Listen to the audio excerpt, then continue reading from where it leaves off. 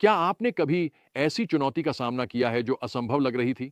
शायद आप ऐसी स्थिति में रहे हों जहां परिस्थितियां आपके खिलाफ थीं और जीत तो दूर की बात लग रही थी।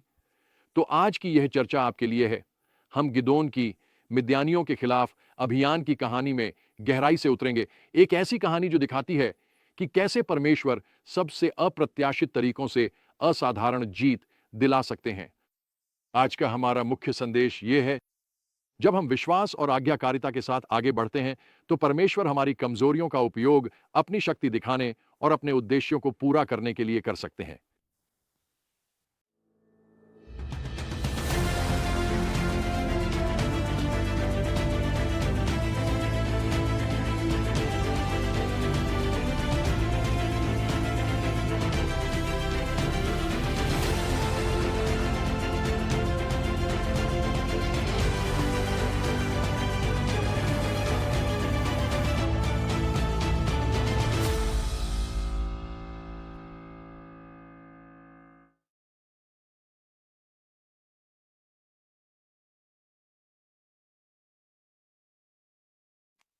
जब हम न्यायियों 7:13 में कहानी को आगे बढ़ाते हैं तो हम गिदोन को मिद्यानी शिविर के किनारे पाते हैं।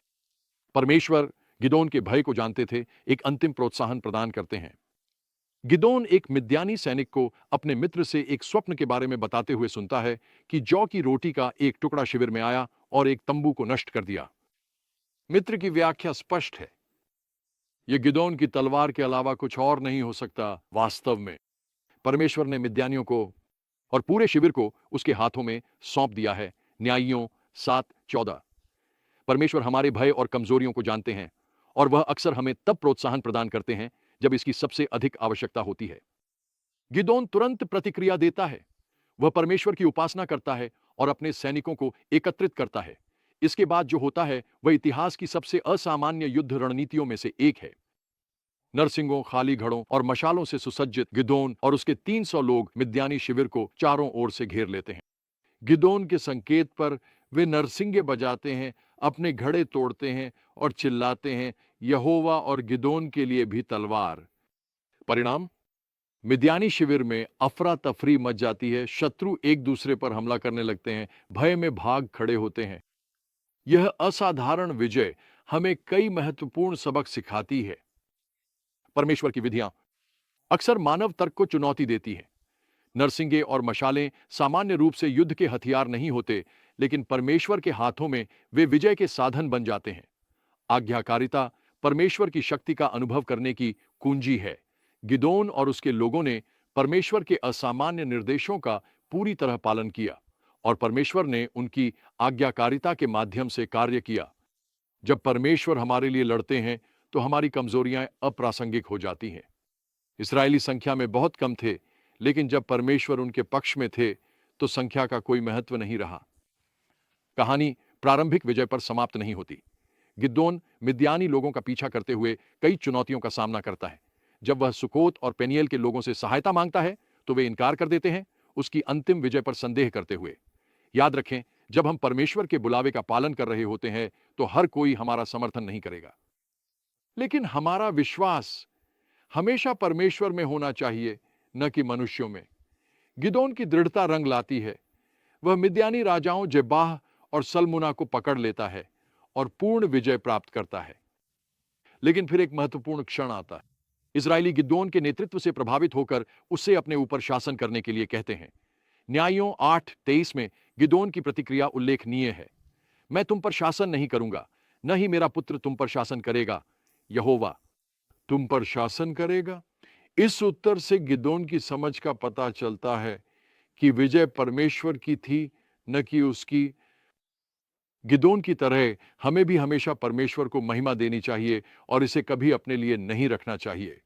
मैं आपको एक व्यक्तिगत कहानी सुनाना चाहता हूं जो इन सत्यों को दर्शाती है।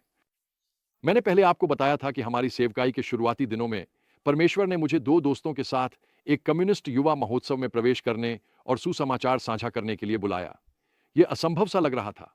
हम सिर्फ 3 युवा थे और हमारे सामने 100,000 कम्युनिस्ट युवा थे जिन्हें जीवन भर नास्तिकता सिखाई गई थी। लेकिन परमेश्वर ने चमत्कारी तरीकों से प्रावधान किया। हमारे पास वहां जाने के लिए संसाधन नहीं थे, लेकिन जब हमने बताया कि परमेश्वर हमें यह करने के लिए बुला रहे हैं, तो उन्होंने लोगों को हमें समर्थन देने को कहा। छात्रों, पादरियों, चर्चों और दोस्तों ने हमारे मिशन के बारे में सुना और आवश्यक धनराशि प्रदान की। जब हम वहां पहुंचे, तो हमें गिदोन और उसके 300 योद्धाओं की तरह महसूस हुआ। हम संख्या में बहुत कम थे और साधनों की कमी थी, लेकिन हमारे पास परमेश्वर का वादा था। उनका प्रावधान देखें। हमने विश्वास के में कदम बढ़ाया और परमेश्वर ने अद्भुत कार्य किया। त्योहार के अंत तक 200 कट्टरपंथी कम्युनिस्ट और नास्तिक युवा यीशु के अनुयायी बन चुके थे। इस अनुभव ने मुझे सिखाया, जिस तरह गिदोन की कहानी हमें सिखाती है कि जब परमेश्वर बोलते हैं और अपनी इच्छा की पुष्टि करते हैं, तो हम विश्वास के साथ आगे बढ़ सकते हैं और महान अद्भुत चीजों को देख सकते हैं। यह हमारी शक्ति या संसाधनों के बारे में नहीं है, बल्कि यह परमेश्वर की शक्ति है जो हमारी आज्ञाकारिता से कार्य करती है। हालांकि गिदोन की कहानी में एक और मोड़ आया। न्यायियों 8:27 बताता है कि गिदोन ने लूट से एक सोने का एफोड बनाया, जो गिदोन और उसके परिवार के लिए एक फंदा बन गया। यह आपके और मेरे लिए एक चेतावनी है कि महान आध्यात्मिक विजय के बाद भी हमें प्रलोभन और मूर्ति पूजा के खिलाफ सतर्क रहना चाहिए। तो गिदोन के मिशन का आज हमारे लिए क्या अर्थ है? हम इन सच्चाइयों को अपने जीवन में कैसे लागू कर सकते हैं? पहला, परमेश्वर की सुने। यदि वह वास्तव में आपको बुला रहे हैं, तो वह इसकी तब पुष्टि करेंगे जब आपको इसकी सबसे अधिक आवश्यकता होगी। दूसरा, परमेश्वर के निर्देशों का पालन करने के लिए तैयार रहें, भले ही वे मानव तर्क के अनुसार समझ में ना आएं। तीसरा, याद रखें कि परमेश्वर के साथ आप कभी भी वास्तव में संख्या में कम या संसाधनों में सीमित नहीं होते। चौथा, परमेश्वर के बुलावे का पालन करने में दृढ़ रहें, अन्य लोग संदेह करें या सहायता करने से इनकार करें। पांचवां, उन जीतों के लिए हमेशा परमेश्वर को महिमा दें जो वह आपके माध्यम से लाते हैं। छठा, अहंकार और प्रलोभन के प्रति सतर्क रहें, भले ही आपने महान आध्यात्मिक विजय प्राप्त की हो। अंत में मैं आपसे पूछना चाहता हूं, परमेश्वर आपको विश्वास के साथ आगे बढ़ने के लिए कहां बुला रहे हैं? कौन सा तथाकथित असंभव कार्य वह आपके लिए तैयार कर रहे हैं? याद रखें, वही परमेश्वर जिसने गिदोन और उसके 300 लोगों के माध्यम से कार्य किया, आज आपके माध्यम से भी कार्य करना चाहते हैं। उस पर विश्वास करें। आप पाएंगे कि परमेश्वर आपकी कमजोरियों को अपनी शक्ति के प्रदर्शन के लिए मंच बना सकते हैं और आप वास्तव में अपनी कल्पना से परे असीम विजय प्राप्त कर सकते हैं।